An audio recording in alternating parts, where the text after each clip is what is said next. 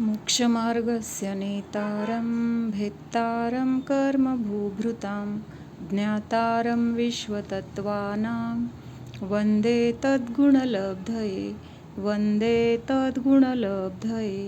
आचार्य उमास्वामी विरचित तत्वार्थ सूत्र, ह्याच्यामध्ये आपण 7वं सूत्र बघत होतो.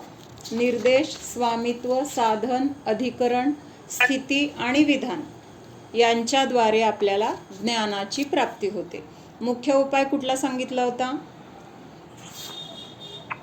6व्या सूत्रामध्ये सांगितला होता. मुख्य उपाय ज्ञानप्राप्तीचा कुठला होता?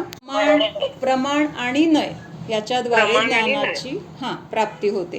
म्हणजे मुख्यतेने सांगितलं. मग आणखीन खुलासा किंवा आणखीन स्पष्ट समजून घेण्यासाठी त्याच्या पुढचं हे 7 नंबरचं सूत्र आपण बघत होतो. तर ह्याच्यामध्ये आपण निर्देश, स्वामित्व हे सगळ्यांच्या लक्षात, द्रव्याचं कुठल्या कुठल्या आपल्याला वेगळं वेगळं जाणून घ्यायचं. तर त्यावेळेस तिथं काय म्हणणार आपण? त्या गोष्टीची उत्पत्तीपासून ती गोष्ट कधीपर्यंत आहे तिथंपर्यंतचा काळ. मग त्याला काय म्हटलेलं आहे? त्या द्रव्याची किंवा त्या गोष्टीची स्थिती असं म्हटलेलं आहे. मग आता जीवाची स्थिती म्हटलं तर आपण काय सांगणार? अनादी अनंत सांगणार. पुद्गलाची विचारलं तर अनादी अनंत सांगणार. सम्यक दर्शन म्हणलं तर ते आता अनादी काळापासून तर नव्हतं, आत्ता उत्पन्न झालंय म्हणून त्याला साधी म्हणणार. आणि जोपर्यंत आहे तोपर्यंतचा तो काळ आहे तो तिथं धरला जाणार. लक्षात येते का? किंवा आता आपली व्यवहारातली एखादी काय आपण स्वयंपाकघरामध्ये एखादी वस्तू बनवली तर ती बनवल्यापासून जोपर्यंत ती टिकते किंवा त्याची कालमर्यादा कुठंपर्यंत आहे, भक्ष्य जोपर्यंत आहे, शुद्ध अवस्थेमध्ये जोपर्यंत आहे तोपर्यंतचा कालावधी त्याचं काय स्थिती म्हणून घेणार. लक्षात येतंय का? स्थिती काय असणार आहे? वेगळी वेगळी असणार आहे. द्रव्य म्हणजे वस्तू म्हणा किंवा एखादी आता आपण व्यवहारामध्ये काही बनवलं तर ते अगोदर तर ते नव्हतं. मग आपण कुठल्या तरी गोष्टींनी मिळून एखादी वस्तू बनवतो. मग बनवल्यापासून म्हणजे आता आपण इलेक्ट्रिक सामानच काहीतरी आणलं, मग ते सामान त्या कंपनीमध्ये कधी बनवलंय तेव्हापासून ते जोपर्यंत त्याचा वापर आहे, चांगला आहे, तोपर्यंत त्याची काय झाली? ती स्थिती झाली. द्रव्य तर अनादी अनंतच येणार आहे कुठलंही घेतलं तरी. हे सगळं बनलं म्हणजे काय झालं? त्याच्यामध्ये परिणमन झाले आणि परत त्याचा आता बिघाड झाला किंवा ते वापरण्यायोग्य राहिलं नाही तर त्यावेळेस तिथं काय म्हटलंय? आता त्याचा उपयोग नाही म्हणून ते वापरत नाहीये, म्हणून त्याचं ते संपलं. पण द्रव्य त्या अवस्थेमध्ये पण आहे की नाही? फक्त आता ते काय आहे? वापरू शकत नाही अशा अवस्थेमध्ये. परत ते अजून रियूज केलं, नवीन कुठल्या तरी वस्तू बनवताना त्याचा वापर केला तर ते परत ते वापरायला उपयोगी झालं. म्हणजे हे तर द्रव्याची स्थिती अनादी अनंत आहे. पण ती वस्तू जेव्हापासून बनवली आहे तेव्हा जोपर्यंत वापरली जाते तोपर्यंत त्याची स्थिती. द्रव्याचं घ्यायचं म्हटलं तर कुठलंही द्रव्य कसं आहे? अनादी अनंत आहे. म्हणजे हे जे 6 द्रव्य आहेत तर प्रत्येक द्रव्य कसं आहे? अनादी काळापासून आहे आणि अनंत काळ असणार आहे. कुठल्याही द्रव्याचा नाश होणार नाही. तर हे स्थिती त्याची जी जोपर्यंत टिकतो ती स्थिती झाली त्याची. म्हणजे व्यवहारातली. मग तसं जर बघायला गेलं तर द्रव्य तर प्रत्येक द्रव्याचा अनादी अनंतच आहे ना. पुद्गल घ्या, धर्म, अधर्म, आकाश, काळ सगळे द्रव्याची स्थिती म्हटलं तर एकच उत्तर येणार आहे, अनादी अनंत.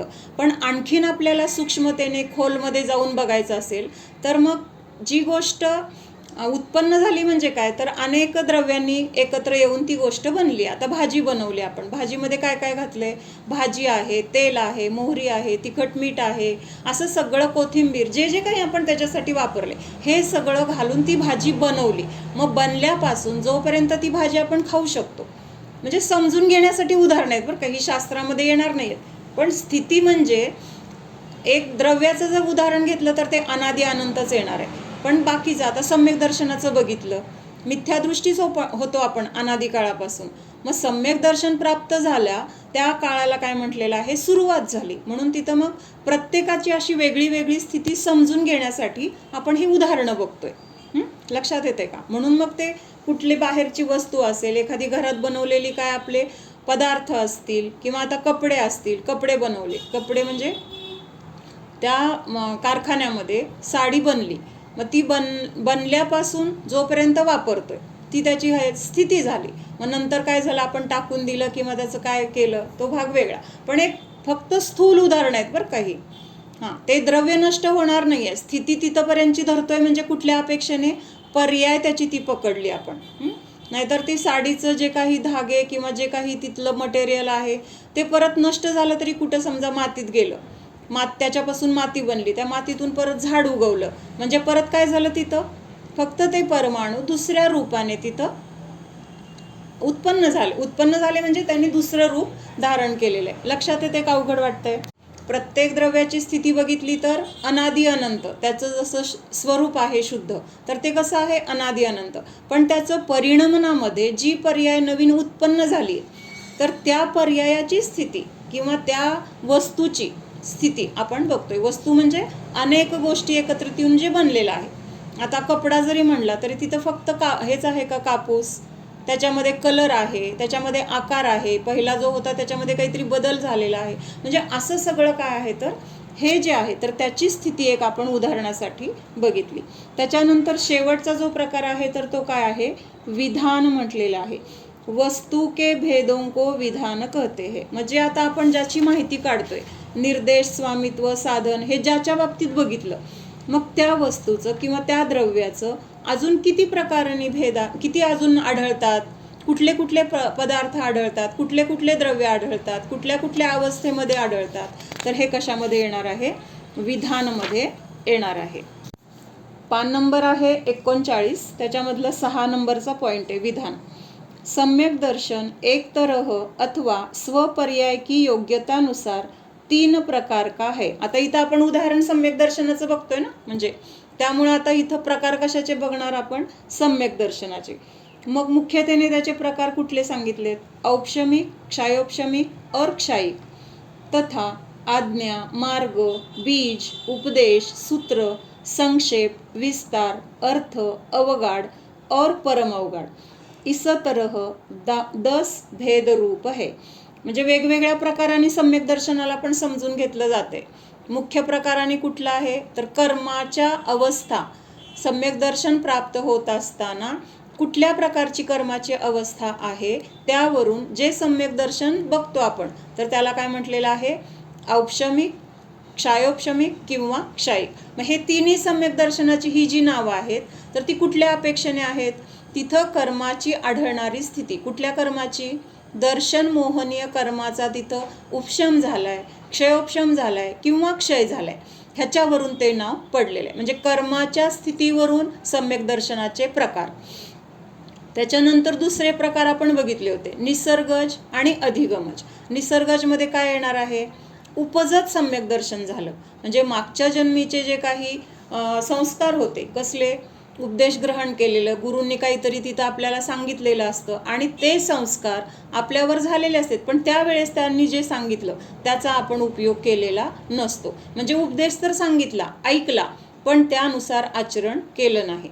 डॉक्टरकडे गेलो, त्यांनी काहीतरी रोगाचं निदान केलं, औषध घ्यायला सांगितलं, तुम्हाला हे रोग झालाय, त्याची अशी अशी कारणं आहेत किंवा ते तुम्ही हे पथ्य पाळा, हे सगळं त्यांचं आपण ऐकून घेतलं, निदान झालं, ज्ञान झालं, मला हा रोग आहे हा विश्वास झाला, पण त्यांनी दिलेली औषधं ग्रहणच केली नाहीत. नुसतं काय केलं, ऐकलं आणि घरी आणून ठेवली, औषधं वापरलीच नाहीत. मग तिथं काय झालं, तो रोग काय नष्ट झालेला नाही. तसं आपल्याला मागच्या जन्मी गुरूंनी उपदेश दिला की बाबा सुखाचा मार्ग काय आहे किंवा स्वपरभेद विज्ञान काय आहे, आत्म्याचं स्वरूप काय आहे, हे आपण तेव्हा ऐकलं, ज्ञान झालं, पण त्याच्यानुसार अनुचरण केलं नाही. मग ते संस्कार तेव्हा जे आपण ऐकलं होतं मग ते आता ह्या जन्मामध्ये काय झाले, जागृत झाले आणि त्या संस्काराच्या निमित्तामध्ये जे सम्यक दर्शन प्राप्त झालं त्याला काय म्हटलं, निसर्गज सम्यक दर्शन. म्हणजे कुणाच्याही आत्ता ह्या जन्मामध्ये कुणाच्याही उपदेशाच्या शिवाय पूर्वजन्मीच्या संस्कारामुळं जे सम्यक दर्शन प्राप्त झालं त्याला म्हटलं निसर्गज सम्यक दर्शन. आणि अधिगमज म्हणजे काय, आत्ताच्या जन्मामध्ये गुरूंचा उपदेश ऐकला आणि त्या उपदेशाच्या निमित्तामध्ये सम्यक दर्शनाची प्राप्ती झाली तर त्याला म्हटलंय अधिगमज. म्हणजे आता हे कशाच्यावरून सम्यक दर्शनाचे प्रकार झाले, पहिले होते ते कर्माच्या अवस्थावरून, दर्शन मोहनीय कर्माच्या अवस्थेवरून जे प्रकार पडले तर ते पहिले औपशमिक, क्षायोपशमिक आणि क्षायिक. आता हे जे दुसरे जे प्रकार बघितले आपण तर ते कशावरून आहेत, एक उपदेशाशिवाय आहे आणि एक उपदेशामुळे आहे. म्हणून त्यांना ते कुठलं सम्यक दर्शन झालं, उपदेशाच्या निमित्तामध्ये ज्या सम्यक दर्शनाची प्राप्ती होते तर ते झालं हे निसर्गज आणि अधिगमज. त्याच्यानंतर आता इथं तिसरे प्रकार सांगितलेत सम्यक दर्शनाचे. हे प्रकार किती आहेत? 10 प्रकार आहेत. किती? 10. हे आपण अजून कधी घेतलं नव्हतं. तर आता ते कुठले कुठले सांगितलेत? आज्ञा सम्यक्त्व, मार्ग सम्यक्त्व, बीज सम्यक्त्व, उपदेश सम्यक्त्व, सूत्र, संक्षेप, विस्तार, अर्थ, अवगाढ आणि परमअवघड असे 10 प्रकारचे हे सम्यक्त्व आहेत. आता ह्याचा विस्तार आपण नंतर बघूया. तरी एखादं दुसरं सांगते मी. आज्ञा सम्यक्त्व म्हणजे आता जे काही उपदेश सांगितलाय त्याचं मला विशेष काही समजलेलं नाहीये. काय लक्षात येते का? म्हणजे जे काही शिकवलं गेलंय किंवा जे काही गुरु सांगतायत तर ते मला समजत नाहीये. पण ते गुरु माझे कसे आहेत? तर खरे गुरु आहेत आणि जे मला सांगणार ते माझ्या हिताचंच असणार असा विश्वास आपला त्या गुरूंवर आहे. मग त्यांनी सांगितलं उठ, उठलो. त्यांनी सांगितलं बस, बसलो. तर तिथं त्या क्रिया करताना ती योग्य आहे का अयोग्य आहे हा विचार न करता गुरूंची जी आज्ञा आहे तर ती आज्ञा मला शिरसावंद्य आहे, ती आज्ञा मला मान्य आहे किंवा गुरूंचं सांगणं अगदी बरोबर आहे, योग्य आहे, त्याच्याबद्दल मनामध्ये शंका न ठेवता भले आपल्याला ते जे सांगितले ते समजलं नाही पण ज्या अर्थी माझ्या गुरूंनी सांगितलंय त्या अर्थी ते योग्यच असणार आहे अशा अर्थानं ते सम्यक्त्व ग्रहण करणं.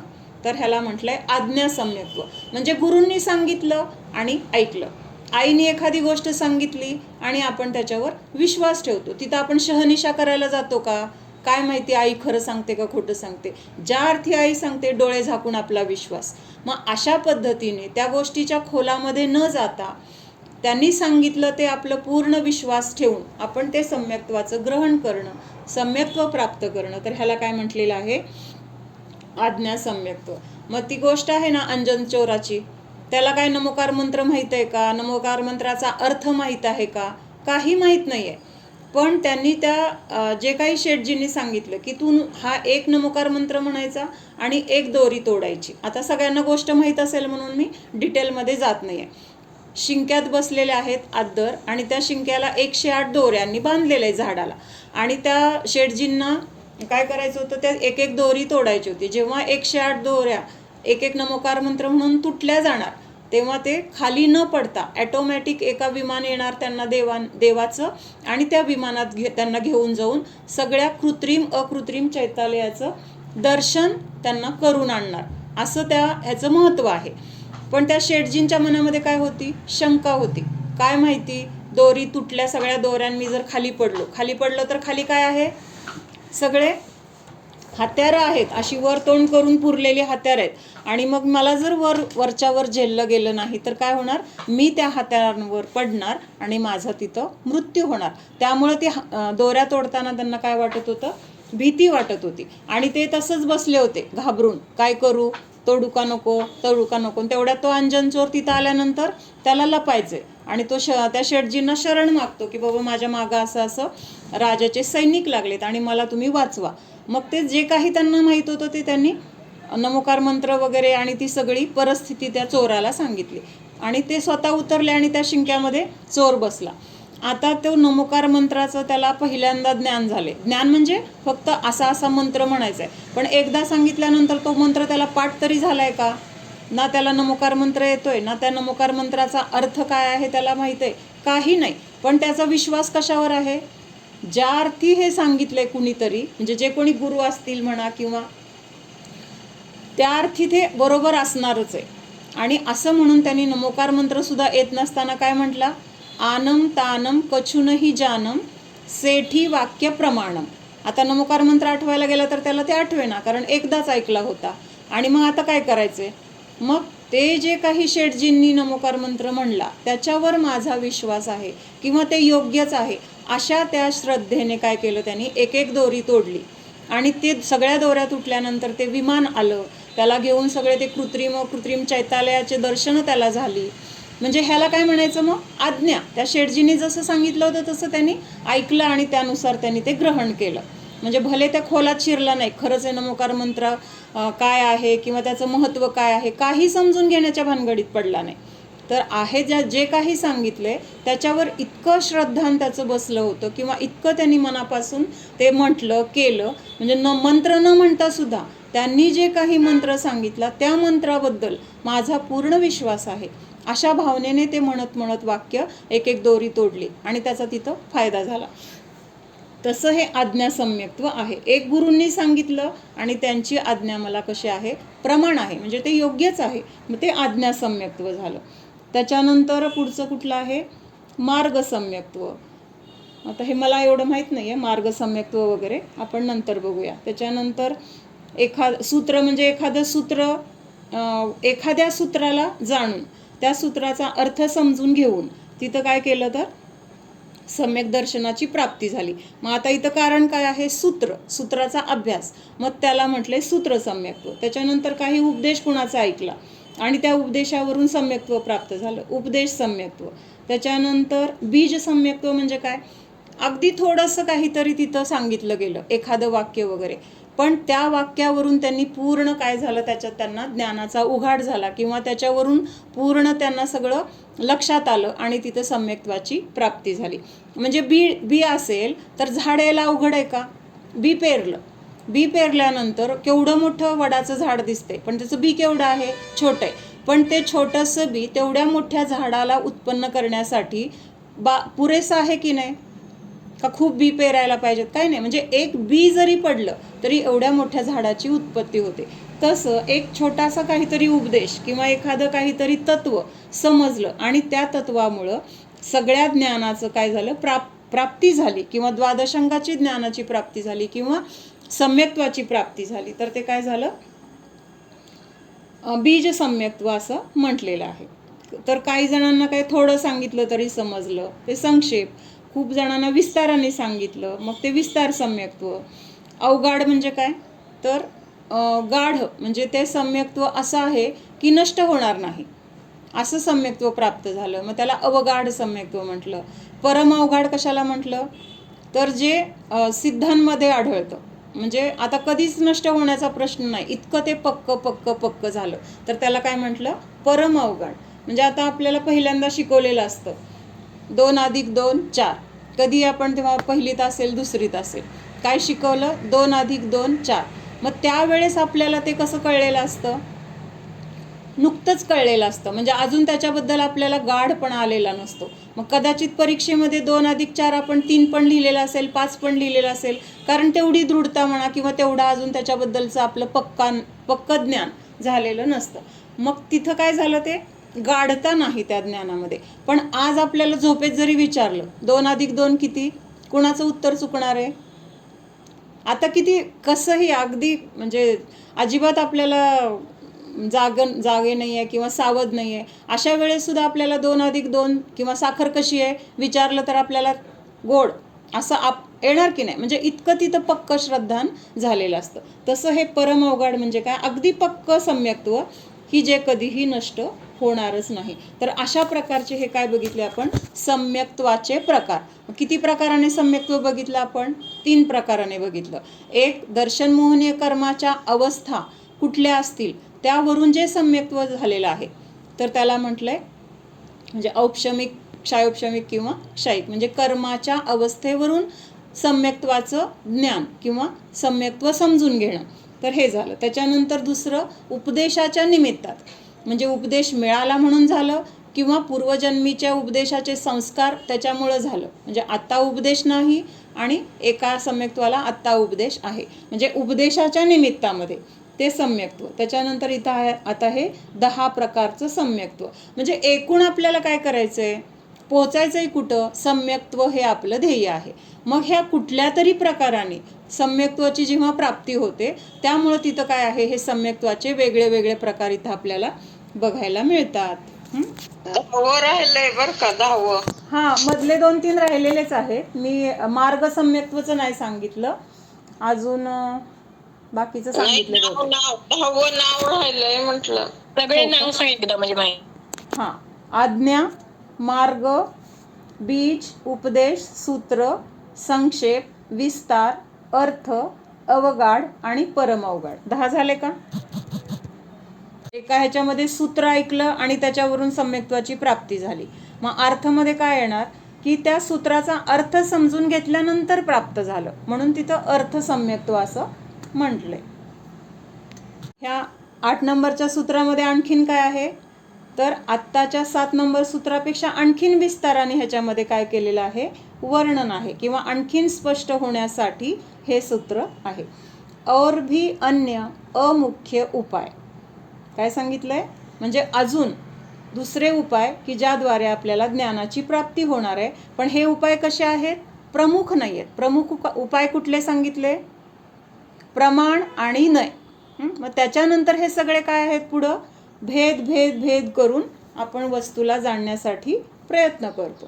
हां, तर 8 नंबरचं सूत्र आहे सत्संख्या क्षेत्र स्पर्शन कालांतर भावाल्प बहुत्वैश्चः.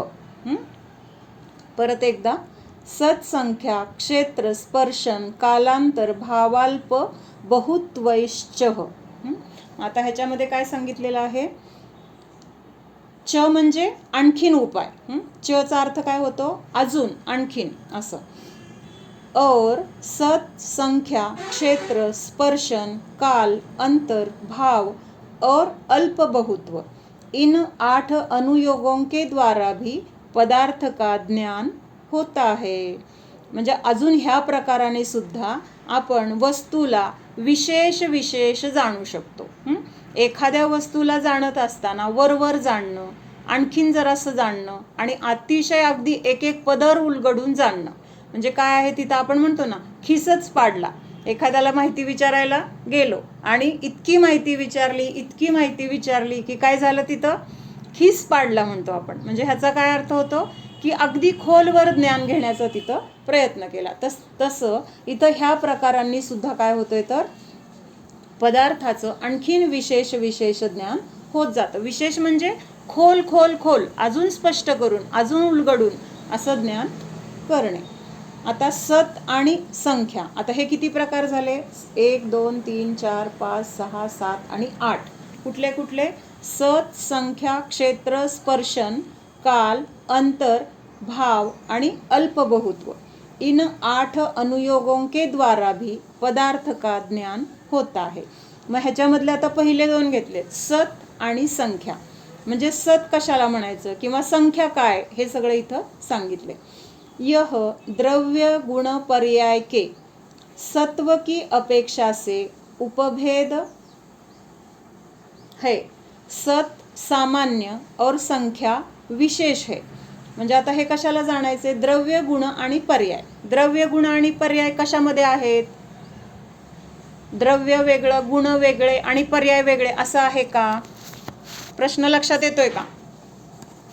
काय म्हटलं, द्रव्य गुण आणि पर्याय हे कुठं आढळतात, बोला पटपट. जीवामध्ये. हा, द्रव्यामध्ये गुण पर्याय. हा म्हणजे हा, हे काय आहे, तर द्रव्यामध्येच आहेत. कुठलंही द्रव्य घेतलं त्याच्यामध्ये गुण आहेत. कुठलाही गुण घेतला, प्रत्येक गुणाची पर्याय आहे. म्हणजेच द्रव्य कसं आहे, तर गुण आणि पर्यायाने युक्त असं हे द्रव्य आहे. आणि ह्या द्रव्य गुण पर्याय रूपद्रव्याचं काय आहे, तर सत्व. सत्व म्हणजे काय, त्याचं अस्तित्व, त्याचं ह्या विश्वामध्ये त्याचं स्वतःचं जे अस्तित्व आहे, तर त्याला काय म्हटलेलं आहे, सत. म्हणजे आहे, त्याचं अस्तित्व आहे. सत म्हणजे खरे, खरं म्हणजे आहे ते, असं म्हटलेलं आहे. आणि संख्या म्हणजे काय, तर जे द्रव्य आहे तर त्याची संख्या किती. म्हणजे पहिल्यांदा काय सांगितलं, द्रव्याचं अस्तित्व आहे. सत म्हणजे त्याचं स्वरूप, त्याचं अस्तित्व ह्या विश्वामध्ये आहे. हे कुठल्या शब्दाने सांगितलं, सत ह्या शब्दाने सांगितलं. मग सत हा शब्द काय सांगतोय, सामान्य सत. सामान्य म्हणजे काय, सगळी द्रव्य, त्या सगळ्या द्रव्यांचं अस्तित्व आहे असं त्या सत ह्या शब्दाने सांगितलं. मग जीवद्रव्य सत आहे, पुद्गल सत आहे, धर्म अधर्म द्रव्य सत आहे, आकाशद्रव्य सत आहे, कालद्रव्य सत आहे.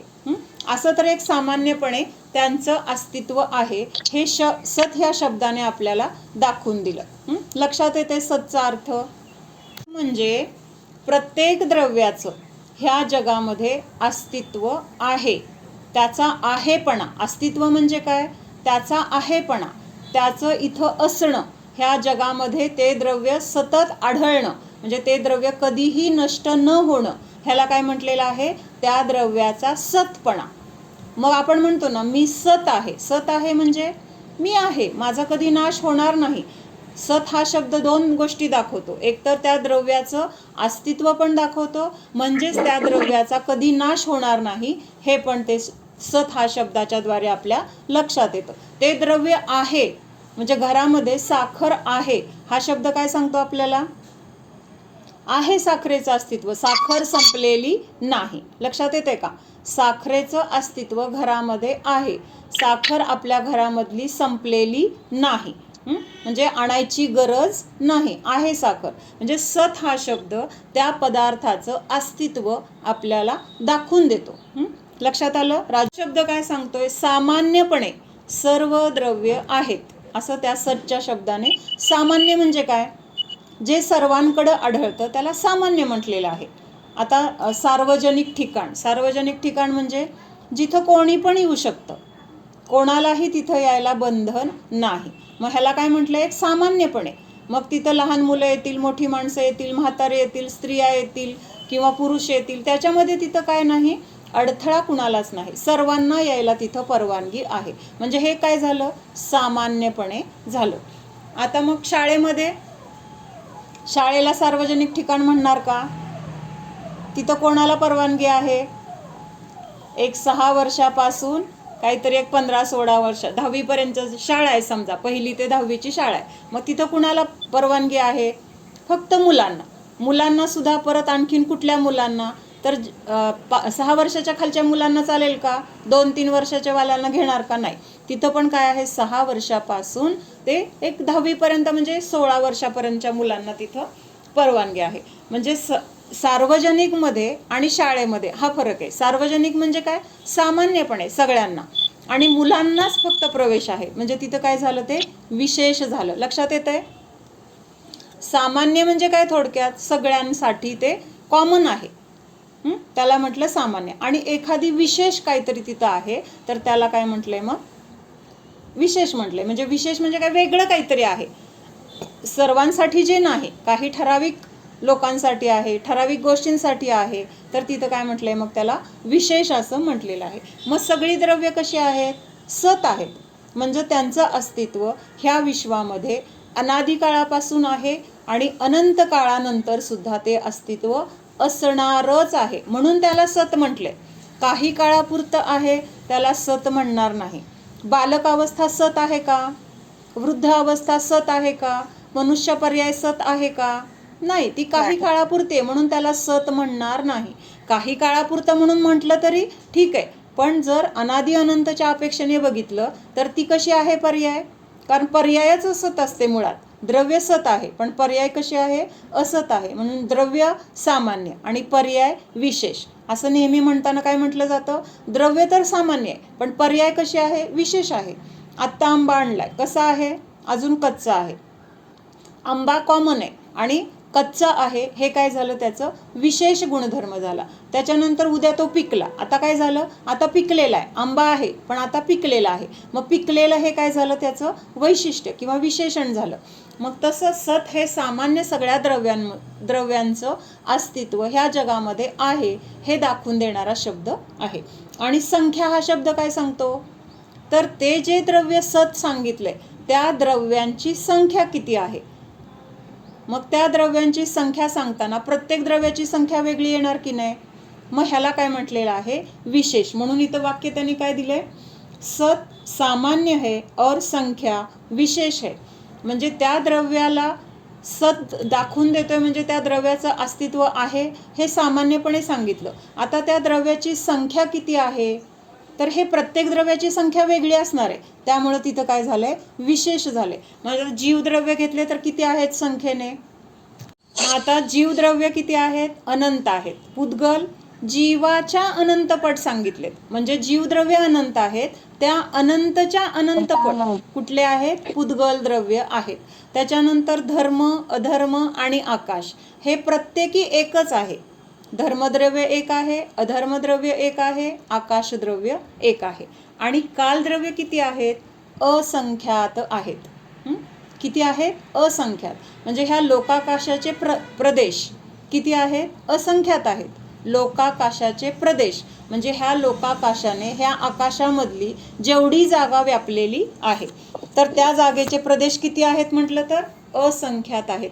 आणि ह्या लोकाकाशाच्या प्रत्येक प्रदेशावर म्हणजे एका प्रदेशावर असंख्यात मधला एक प्रदेश आपण घेतला आणि प्रत्येक एका प्रदेशावर एक कालद्रव्य स्थित आहे. म्हणजे एक कालद्रव्य एका प्रदेशावर बसलेलं आहे. मग लोकाकाशाचे प्रदेश किती आहेत? असंख्यात आहेत. मग कालद्रव्य किती झाली? कालद्रव्य? जेवढे लोकाकाशाचे प्रदेश आहेत ते असंख्यात आहेत म्हणून कालद्रव्य पण असंख्यात झाले. मग हे संख्या आपल्याला लक्षात राहायला पाहिजेत. म्हणजे खूप आहेत असं पण म्हटलं तर चालणार नाही किंवा जीवाला असंख्यात म्हटलं तरी चालणार नाही, आकाशद्रव्याला असंख्यात म्हटलं तरी चालणार नाही. कारण ते संख्येने किती आहे ते फिक्स आहे. त्यांच्यामध्ये कधीही कमी जास्त होणार नाही. का कमी जास्त होणार नाही ह्याचं उत्तर सांगा. ही जी द्रव्य आहेत आत्ता आपण बघितलं, जीव अनंत आहेत, पुद्गल जीवाच्या अनंत पट आहे वगैरे, हे सगळं आपण बघितलं. मग आता मी काय म्हटलं की ह्याच्यामधले त्या द्रव्याच्या ज्या संख्या आहेत तर त्या कमी किंवा जास्त असा बदल कधीही तिन्ही काळामध्ये होणार नाही. का होणार नाही? कारण सांगा. अस्तित्व गुण आहे. बरोबर आहे. मला आता आपण जे बघितलं ना त्यावरून मला ते शब्द अपेक्षित आहे. हे सांगा. सत आहे म्हणून द्रव्य काय? सत आहे म्हणून सत आहे. प्रत्येक द्रव्य सत आहे. अस्तित्व आहे त्याचाच अर्थ अस्तित्व आहे. पण इथं ह्या सूत्रामध्ये त्याच्यासाठी जो शब्द सत शब्दच सांगतो की जेवढी द्रव्य आहेत तर तेवढी द्रव्य कायम आहेत. म्हणजेच त्यातलं एखादं द्रव्य नष्ट होणार नाही किंवा नवीन द्रव्य उत्पन्न होत नाही. उत्पन्न होणार नाही. का होणार नाही? जे उत्पन्न होतो त्याचा नाश पण होणार. मग म्हणून द्रव्य कसे आहेत? अनादि अनंत आहेत. ते उत्पन्न पण झालेले नाहीत आणि ते नष्ट पण झालेले नाहीत. ते ह्या विश्वाचा एक भाग कायम आहेत म्हणून त्यांना सत म्हटलं. पण संख्या अपेक्षेने प्रत्येकाची संख्या वेगळी वेगळी आहे आणि ती संख्या आपल्याला माहीत असणं गरजेचं आहे किंवा लक्षात ठेवणं गरजेचं आहे. कारण प्रत्येकाची संख्या वेगळी आहे. मग त्याचं ह्याला केलं तर काय होणार आहे? आपलं ज्ञान चुकीचं होणार आहे आणि त्यामुळे पुढचं त्याच्याबद्दलचं सगळंच चुकीचं होतं. म्हणून काय सांगितलंय? जीवद्रव्य अनंत आहेत, पुद्गल द्रव्य जीवाच्या अनंत पट आहेत, धर्म अधर्म आणि आकाशद्रव्य प्रत्येकी एक आहे आणि कालद्रव्य ह्या लोकाकाशाच्या प्रत्येक एका प्रदेशावर स्थित आहे. लोकाकाशाचे प्रदेश असंख्यात आहेत म्हणून कालद्रव्य पण किती झाले? असंख्यात कालद्रव्य आहेत. मग ही संख्या आता कशी आहे? सत म्हणजे कॉमनमध्ये सगळी द्रव्य आली. सामान्यपणे सगळे द्रव्य सत आहेत. पण संख्या बघायला गेले तर काय आहे? प्रत्येक द्रव्याची संख्या वेगळी वेगळी आहे. मग सत आणि संख्या ह्या दोन गोष्टी समजल्या. पुढचं आहे क्षेत्र और स्पर्शन. आता क्षेत्र काय आहे आणि स्पर्शन काय आहे हे बघूया. यह क्षेत्र का उपभेद है. क्षेत्र सामान्य है और स्पर्शन विशेष है. आता क्षेत्रामध्ये काय येणार? द्रव्याचे क्षेत्र. आता कॉमन मध्ये क्षेत्र म्हटलं तर काय म्हटलं प्रियांका भाभी? सामान्यपणे सगळ्या द्रव्यांचं क्षेत्र म्हटलं तर काय सांगणार आपण? आकाशद्रव्य. बरोबर. आकाशद्रव्य हे काय झालं? सर्वसाधारणपणे द्रव्य कुठं आहे तर आकाशद्रव्यांनी सगळ्या द्रव्यांना राहण्यासाठी जागा दिलेली आहे किंवा अवगाहन करून घेतलेलं आहे, स्वतःमध्ये तिथं समाविष्ट करून घेतलेलं आहे. तर हे काय झालं? सर्वसामान्यपणे सगळी द्रव्य आकाशद्रव्यामध्ये. त्याच्यानंतर परत आपण विशेष बघायला गेलो तर काय होणार आहे? लोकाकाशामध्ये आणि कुठे आढळतात द्रव्य? आकाशद्रव्य सोडून बाकीची 5 द्रव्य ज्या भागामध्ये आढळतात तर ते कुठलं झालं? लोकाकाश झालं. लक्षात येते का फरक? आकाशद्रव्य अखंड आहे पण आकाशद्रव्य सोडून बाकीचे जीव, पुद्गल, धर्म, अधर्म आणि काल ही 5 द्रव्ये जी आहेत तर ती संपूर्ण आकाशद्रव्यामध्ये आहेत का? सर्वसाधारणपणे तर आपण आकाशद्रव्य म्हटलंय. आकाशद्रव्य काय करतं तर सगळ्या द्रव्यांना राहायला जागा देतं. हा आकाशद्रव्याचा विशेष गुण आहे. मग आता आकाशद्रव्याने सगळ्या द्रव्यांना राहायला तर जागा दिली, पण सगळ्या आकाशद्रव्यामध्ये सगळी द्रव्य आहेत का? तर नाही. ठराविक आकाशद्रव्याच्या एका भागामध्येच ही द्रव्य आढळतात. मग कुठल्या भागामध्ये ही द्रव्य आढळतात? तर त्याला काय म्हटलेलं आहे? लोकाकाश म्हटलेलं आहे. म्हणजे सामान्यपणे आकाशद्रव्यापेक्षा आपण आता इथं 5 द्रव्यांची जागा बघितली, त्यांचं राहण्याचं ठिकाण बघितलं, तर ते काय झालं? सामान्यपेक्षा विशेष झालं की नाही? लक्षात येते का? सामान्यपणे म्हटलं तुम्ही कुठल्या देशात राहता? आपण म्हणणार भारतात राहतो. पण विशेष बघायला गेलं तर मग महाराष्ट्रात राहतो. महाराष्ट्रात पण पुणे जिल्हा, सोलापूर जिल्हा, कर्नाटक जिल्हा असं वेगळं वेगळं आहे की नाही? म्हणजे विशेष विशेष विशेष कशाला म्हटलंय? आणखीन खोल खोल खोल बघत जाणं. तर थोडक्यात निवासस्थानामध्ये एक सर्वसाधारण बघितलं तर आकाशद्रव्य येणार आणि प्रत्येक द्रव्याचं परत विशेष आपण गेलं तर ह्या लोकाकाशामध्ये, परत ह्या लोकाकाशामध्ये त्रसजीव कुठे आढळणार म्हटलं तर? संपूर्ण लोकाकाशामध्ये आहेत का त्रसजीव? कुठे आढळणार? फक्त त्रसनाडीमध्ये आढळणार. हां, त्याच्यानंतर परत असं म्हटलं की मनुष्य कुठे आढळतात? त्रसनाडीमध्ये पण सगळीकडे आढळणार का मनुष्य जन्म? मनुष्य जीव मध्य लोकांमध्ये मध्य लोकामध्ये सुद्धा अख्ख्या मध्य लोकामध्ये सापडणार का? द्वीपमध्ये फक्त द्वीपमध्ये. म्हणजे कशी मर्यादा कमी कमी कमी होत गेली, लक्षात येते का? अगोदर सांगितलं जीवद्रव्याचं अस्तित्व आकाशद्रव्यामध्ये, म्हणजे आकाशद्रव्यामध्ये आहेत. कुठे जीवद्रव्य? आकाशद्रव्यामध्ये. मग आणखीन आकाशद्रव्यामध्ये कुठं? तर लोकाकाशामध्ये. मग लोकाकाशामध्ये पण त्रसजीव कुठं आहेत? त्रसनाडीमध्ये. त्रसनाडीमध्ये पण मनुष्य कुठं आहेत? तर मध्य लोकामध्ये. मध्य लोकामध्ये पण अजून कुठल्या भागामध्ये आहेत? तर 2.5 द्वीपामध्ये. म्हणजे असं काय केलंय तिथं? प्रत्येक असं स्पेशल बघत गेलोय, आणखीन खोलात आणखीन खोलात. मग आता तिथं पण आपण अजून 2.5 द्वीपामध्ये पण आपण कुठं राहतोय? भरतक्षेत्रामध्ये. भरतक्षेत्रामध्ये पण कुठं राहतोय आपण? अमुक आर्यखंड किंवा अमुक देश, अमुक देशामध्ये पण अमुक राज्य, अमुक जिल्हा, अमुक तालुका, मग आमचं गाव, त्या गावामध्ये सुद्धा आपण सगळ्या गावात आहे का आपलं अस्तित्व? आपल्या घरामध्ये सुद्धा आपली रूम, आपल्या रूममध्ये सुद्धा आपला कॉट, म्हणजे त्या कॉटवर सुद्धा ठराविक जागा. म्हणजे असं अगदी आपण खोल खोल खोल बघत जातोय. तर हे काय झालं? क्षेत्र आणि स्पर्शन. म्हणजे क्षेत्र सामान्यपणे पण आणि विशेष पण. विशेष म्हणजे नक्की कुठं, नक्की ती जागा, नक्की ते क्षेत्र, तेवढंच द्रव्य कुठं आढळते, तर हे बघितलं तर त्याला काय म्हटलंय? स्पर्शन. आता हे सामान्यपणे सगळं सांगते, परत आपण अजून उद्या ह्याचं डिटेलमध्ये बघणार आहोत. त्याच्यानंतर काल आणि अंतर, म्हणजे दोन प्रकार घेतलेत. सत्संख्या, क्षेत्र, स्पर्शन, काल आणि अंतर. क्षेत्र आणि स्पर्शन लक्षात आलं का सगळ्यांच्या? आहे आपण आकाशद्रव्यात राहतोय की नाही? आकाशद्रव्यात आहे की नाही आपलं अस्तित्व? पण अख्खं आकाशद्रव्य आपण व्यापलेलं आहे का? नाही. आकाशद्रव्यामध्ये सुद्धा कुठं आहे? लोकाकाशामध्ये. लोकाकाशामध्ये पण माझं अस्तित्व नक्की कुठं आहे? तर अगदी फोड करत करत करत कुठं आलं? पंढरपूर. पंढरपूरमध्ये पण अख्खं सगळं पंढरपूर माझं आहे का? किंवा अख्ख्या पंढरपूरमध्ये मी राहते का? एक घर, ह्या ठिकाणचं हे घर, हे माझं, इथं माझं अस्तित्व आहे, हे ह्या क्षेत्रात मी राहते. मग ह्याला काय म्हटलं? स्पर्शन म्हटलं. लक्षात येत आहे?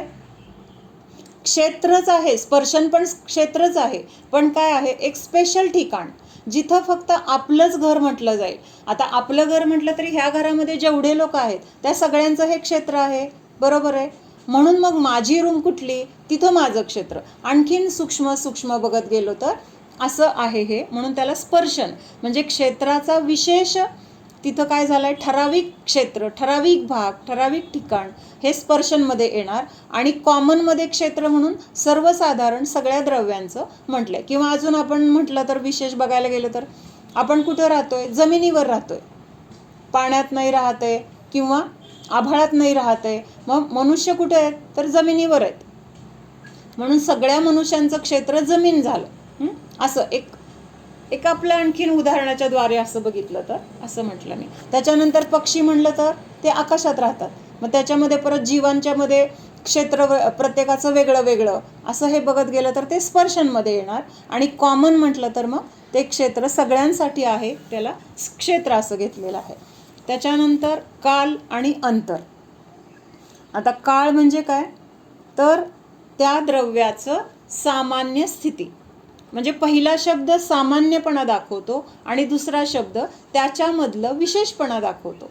जसं सतमध्ये कॉमन सगळे द्रव्यांचं अस्तित्व दाखवलं आणि संख्यामध्ये प्रत्येक द्रव्याची संख्या दाखवली.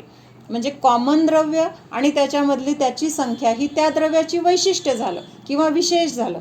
तसंच क्षेत्रमध्ये पण सगळ्या द्रव्यांचं क्षेत्र कॉमन आकाश द्रव्य झालं आणि प्रत्येक द्रव्याचं क्षेत्र जिथं ते द्रव्य आढळतं तर ते त्याचं काय झालं, विशिष्ट ठिकाण, त्याला म्हटलंय स्पर्शन असं म्हटलेलं आहे.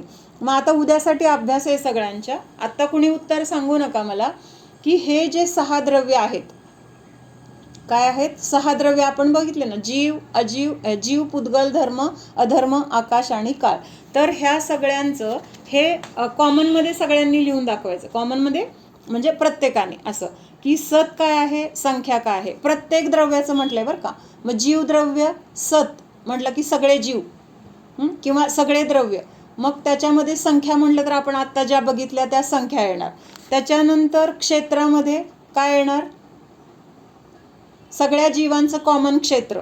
आणि स्पर्शनमध्ये काय येणार, प्रत्येक द्रव्याचं ठिकाण. मग कुठं कुठं ते द्रव्य आढळतात, लक्षात येते मला काय म्हणायचं आहे. आता जीवद्रव्याचं म्हटलं तर कुठं कुठे आढळणार जीवद्रव्य, सर्व सामान्य सामान्य एक तर पहिल्यांदा लोकाकाश येणार. पहिल्यांदा लोकाकाश येणार.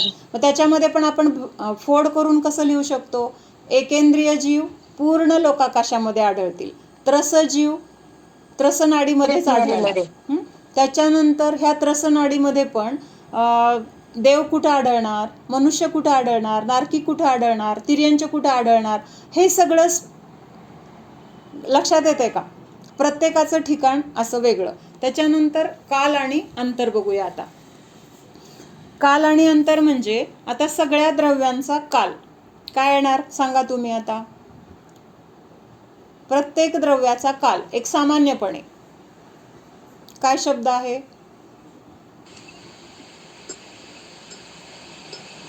अनाधिकालापर्यंत. अनादि अनंत. कुठलंही द्रव्य सत आहे म्हणजे त्याची स्थिती कशी आहे, अनादि काळापासून आहे, अनंत काळानंतर पण असणार आहे. म्हणून हा सर्वसाधारण कालावधी किती झाला, अनादि अनंत. आता अंतरमध्ये काय घ्यायचंय की समजा आज आपण मनुष्य गतीमध्ये आहोत. आता मनुष्य गतीमध्ये आहोत, मेल्यानंतर समजा आपण देव झालो. देव झाल्यानंतर परत ह्या मनुष्य गतीमध्ये आपण कधी येणार, लक्षात घ्या काय म्हणायचंय. आत्ता मनुष्य आहोत, मेल्यानंतर आपण समजा देवगतीमध्ये गेलो, मग तिथलं आयुष्य संपल्यानंतर परत आपण मनुष्यगतीमध्ये जन्म कधी घेणार, तर तेवढा जो काळ मनुष्य अवस्था आत्ता सोडल्यापासून परत नवीन मनुष्य अवस्था धारण करेपर्यंतचा मधला जो काळ जाणार आहे, तर त्या काळाला काय म्हटलेलं आहे, अंतर पडलं. म्हणजे आज मी पुण्याला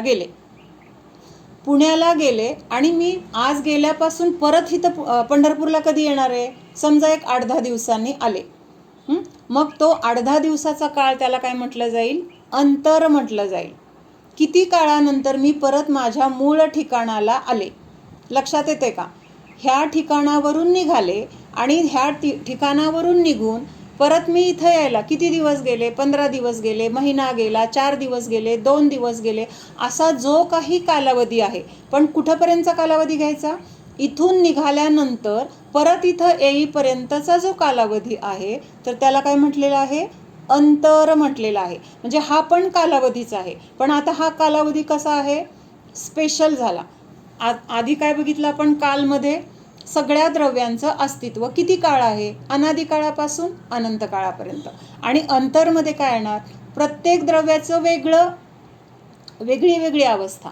त्या एका अवस्थेपासून निघाल्यानंतर परत त्याच अवस्थेला प्राप्त झालो. मग समजा आत्ता मनुष्य आहे आणि आपण देवगतीमध्ये गेलो, देवगती मध्ये गेल्यानंतर देवगतीनंतरचा पुढचा जन्म मनुष्य जन्मच असेल असं नाही. लक्षात येते का? तिथं आपण समजा भोगामध्ये आसक्त झालो, तिथं आपण काय केलं, पूर्ण आपला देवगतीमधली पर्याय भोगण्यामध्ये घालवली आणि मग शेवटी 6 महिने आपलं आयुष्य राहिल्यानंतर आपल्या लक्षात आलं की माझं काय होतंय, आता माझं तेज कमी झालंय किंवा माझे हे सगळे दागिन्यांचे कांती कमी झाली आहे किंवा माझ्या हाताखाली जे देव होते ते माझं आता काही ऐकत नाही आहेत, सांगितलेलं माझे आज्ञा पाळत नाही आहेत. असं का होतंय? तर तिथं लक्षात आलं की आता माझं आयुष्य 6 महिने राहिले. मग 6 महिन्यानंतर मी कुठं जन्मणार आहे? तिर्यंच्या गतीत जन्मणार आहे. का? तर एवढे दिवस आपण भोगण्यामध्ये सगळं आयुष्य वाया घालवले, धर्म केला नाही. इतकं उत्कृष्ट सगळं जैन म्हणजे हे देवपर्याय मिळाली, समोसरणामध्ये जाऊ शकत होतो, दिव्यध्वनी ऐकू शकत होतो, कृत्रिम चैतालयांचं दर्शन करू शकत होतो. पण हे सगळं सोडून आपण ह्या शरीरामध्ये अडकून राहिलोय, 5 इंद्रियांच्या भोगामध्ये अडकून राहिलोय आणि त्यामुळे आता काय झालंय, आपलं आयुष्य ह्याच्यामध्ये गेल्यामुळं तिर्यंच्या गतीमध्ये जन्म घ्यावा लागणार आहे. मग तो देव तिथून कुठं गेला? तिर्यंच्या गतीमध्ये गेला. मग तिर्यंच्या गतीमधलं दुःख भोगून परत नरकात गेला, नरकातून परत कुठं आला? परत तिर्यंच्या गतीमध्ये आला. मग तिर्यंच्या गतीमध्ये काहीतरी पुण्याचा उदय होता, त्याचे परिणाम मंद झाले, कषायांची तीव्रता कमी झाली आणि त्या परिणामांच्या द्वारे त्याला परत देवगती मिळाली. देवगतीमध्ये गेल्यानंतर त्याला तिथं परत समोसरणामध्ये कुठल्या तरी तिथल्या देवानी नेलं किंवा त्याला जायचे भाव झाले, समोसरणामध्ये जाऊन दिव्यध्वनी ऐकले आणि तिथं त्याचे परिणाम अतिशय उत्कृष्ट झाले, सम्यक दर्शनाची प्राप्ती झाली. आता तिथून तो मनुष्य पर्यायात आला. मनुष्य पर्यायातून निघून कुठं फिरला तो? देवगती झाली, तिर्यंच्या गती झाली, नरक गती झाली, परत तिर्यंच्या, तिथून परत देवगतीत गेला आणि तिथून आता मनुष्य पर्यायामध्ये आला. मग पहिल्यांदा मनुष्य पर्यायातून निघून एवढ्या सगळ्या गतीमध्ये फिरून आता तो परत मनुष्य गतीमध्ये आला. मग हा जो काळ गेला मनुष्य गतीतून निघाल्यापासून, तिर्यंच देव, तिर्यंच नारकी, तिर्यंच परत देव आणि परत मनुष्य, एवढ्या काळामध्ये जे काही त्यांनी आयुष्य तिथं व्यतीत केलं प्रत्येक गतीमध्ये, त्या सगळ्या आयुष्याचं मोजून जो काही कालावधी, प्रत्येक गतीमधलं वेगळं आयुष्य असणार आहे, मग हा सगळा कालावधी मोजल्यानंतर एकूण किती काळ गेला मनुष्य गतीतून निघून परत मनुष्य गतीमध्ये येईपर्यंत, मधले जे भव, जे आयुष्य, त्यांचं ते काळ, हे सगळं मोजून किती काळ गेला, तर ते काय झालं? अंतर झालं. लक्षात येतंय?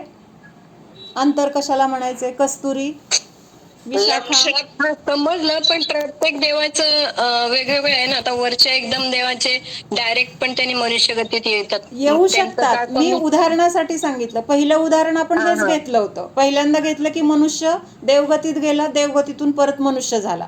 तर फक्त देवगतीतलं समजा आता त्यांनी तिथं 33 सागराचं आयुष्य भोगलंय आणि मनुष्य गतीमध्ये आला. मग अंतर किती पडलं? मनुष्यातून निघून परत मनुष्यात येईपर्यंत 33 सागराचं अंतर पडलं. अंतर म्हणजे तो काळ, किती काळ गेला मध्ये. पण आता हे दुसरं जे उदाहरण आपण बघितलं, मनुष्य गतीतून तो कुठं गेला? देवगतीत गेला, तिथं भोगण्यात वेळ घालवला, तिथलं आयुष्य भोगून तिर्यंच्या गतीत गेला, तिथून नरक गतीत गेला. मग हे प्रत्येक भावातलं जे आयुष्य आहे त्या आयुष्यांची वर्ष मोजून परत मनुष्य होईपर्यंत जेवढा वर्षाचा कालावधी आहे, तर तो त्या जीवाचं मनुष्य गतीसाठी ते अंतर झालं.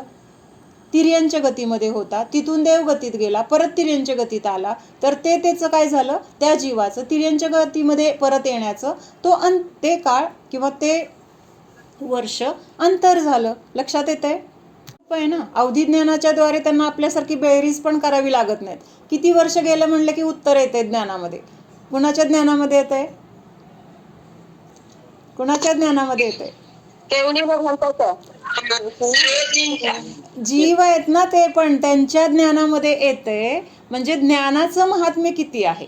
मग माझ्यामध्ये पण तेच ज्ञान आहे. म्हणजे अवधी ज्ञानाचं विशेष आपल्याला वाटतं की नाही. तिथं आता आपल्याला काय, मनुष्य गतीमधनं निघाला, देवगतीमध्ये एवढं आयुष्य होतं, त्याच्यानंतर तो कुठं गेला? तिर्यंच्या गतीत गेला, तिथं एक 5-50 वर्ष आयुष्य काढलं.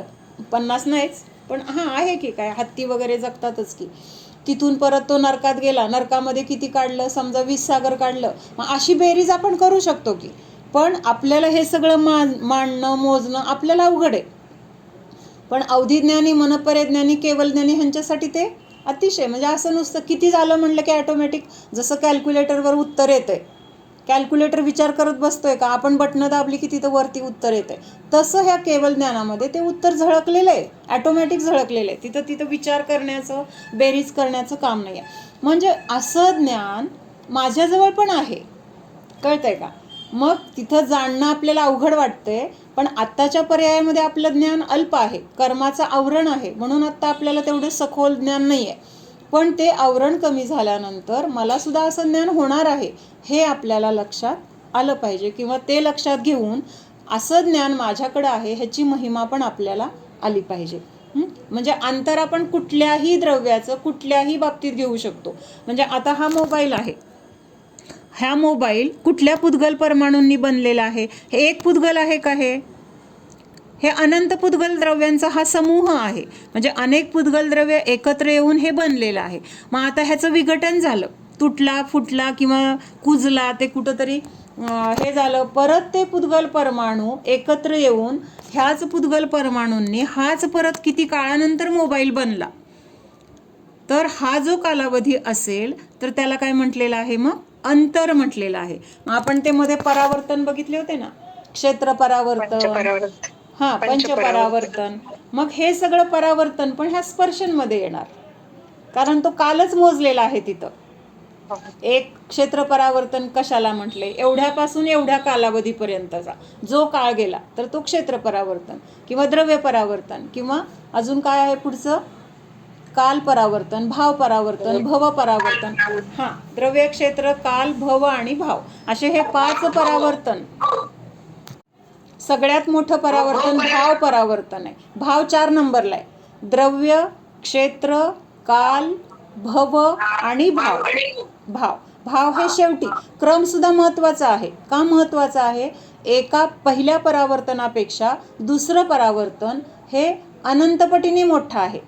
म्हणजे एक क्षेत्र परावर्तन होण्यासाठी अनंत द्रव्य परावर्तन व्हायला लागतात.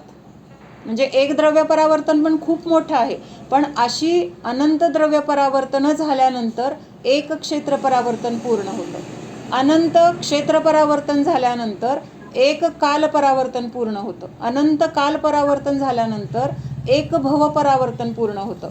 अनंत भव परावर्तन झाल्यानंतर एक भाव परावर्तन पूर्ण होतं. म्हणजे पहिल्यापेक्षा दुसरं परावर्तन मोठं आहे, म्हणून हाच क्रम बरोबर आहे. आपण मागं पुढं सांगितलं तर म्हणजे क्रम अपेक्षेने किंवा समजून घेण्यासाठी पण मग हाच क्रम आपल्याला बरा पडतो. मग असं हे काल, अंतर आणि अंतर, काल आणि अंतर ह्याचं आपण इथं बघितलं. हे 4 अनुयोग जे आहेत, प्रथमानुयोग, कर्णानुयोग, द्रव्यानुयोग आणि चरणानुयोग. प्रथमानुयोग, कर्णानुयोग, चरणानुयोग, द्रव्यानुयोग, ह्या 4 अनुयोगामध्ये सगळ्यात अवघड विषय आहे तो कर्णानुयोगाचा. पण एकाग्रता कुठं होते? तर कर्णानुयोगामध्ये जास्त एकाग्रता होते. म्हणजे आपल्याला तिथं असं लक्ष लागतं की बाकीचं सगळ्या गोष्टीचा विसर पडतो. उलट चांगलं आहे ते. आपल्या एकाग्रतेमुळं काय होतं? आपल्या परिणामांची तिथं त्या ह्याच्यामध्येच परिणाम राहिले, त्यामुळे विशुद्धी झाली. बाहेरचे कषाय, विकल्प हे सगळं तेवढ्या काळापुरतं तरी काय होतो? विसर पडतो, किंवा त्याच्यापासून आपण दूर राहतो. असं आपल्याकडे इकडं तिकडं लक्ष जातं का? आपण काय म्हणतो, नाही नाही थांब जरा, मला इथं बघू दे जरा, इथं काहीतरी चुकतंय. काय चुकतंय ते बघण्यासाठी तिथं एकाग्रता असते आपली. शकतो कालद्रव्याचं घेऊ शकतो. म्हणजे आता अवसरपिणीचा काल सुरू आहे, परत दुसरी अवसरपिणी येईपर्यंत, म्हणजे हाच आपल्याला चिंतनासाठी विषय आहे. आपण जेवढं सखोल विचार करत जाऊ ना, तेवढं आपल्याला सगळं सुचत जाते. म्हणजे आता हे प्रत्येक द्रव्याचा विचार करायला गेलं ना तर असं काहीतरी आपल्याला, आणि प्रत्येकाला वेगळं सुचणार आहे, कारण प्रत्येक विचार करण्याची प्रत्येकाची दृष्टी वेगळी असते. त्यामुळे आपल्याला वेगळी वेगळी उदाहरणं पण बघायला मिळतात, जे आपण विचार केला नाही, अरे हे पण आहे की, अरे हे पण आहे की, असं प्रत्येकाचं वाचल्यानंतर आपल्याला वाटू शकतं. ओम सावधान जाणा, हा मी शुद्ध जीव आहे, जाणणारा आहे, मात्र जाणत आहे. जाणणे सोडून मी अन्य काहीही करणारा नाहीच जाणा. सत्स्वरूपी जीवाला जाणा. हा मी सत आहे, म्हणजेच अनादी अनंत आहे, म्हणजेच शाश्वत आहे. माझा कधीही नाश होणार नाही, होऊ शकत नाही, कारण मी सत आहे. मनुष्य पर्याय नष्ट झाली तरी मी नष्ट होत नाही. मी सत आहे. सत्स्वरूपाला जाणा.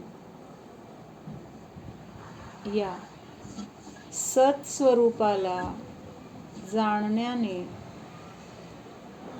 सर्व प्रकारची भीती नष्ट होते.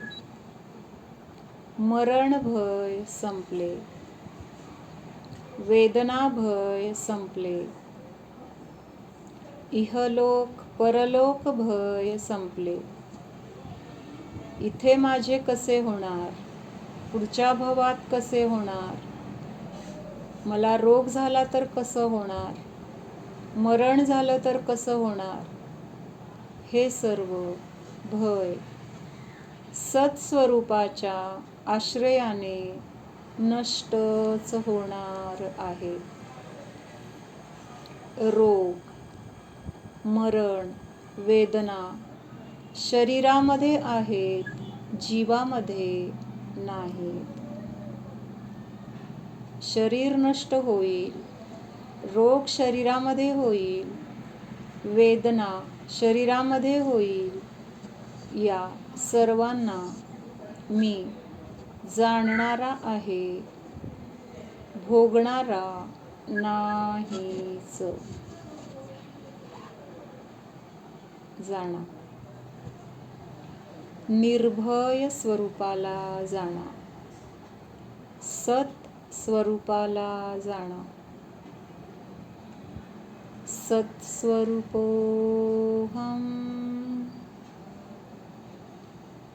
अनादि अनंत